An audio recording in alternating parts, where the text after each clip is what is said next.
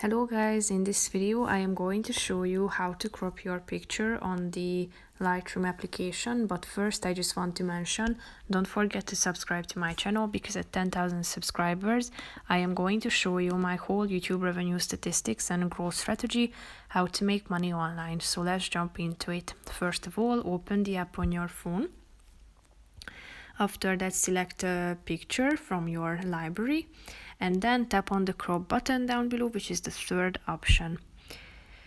Here you should drag one of the corners and adjust it to the picture how you would like to crop your picture. Then you can also rotate it in this way, and you have these aspect ratios here. If you tap on the first button down below, you can also straighten it, use the rotate button.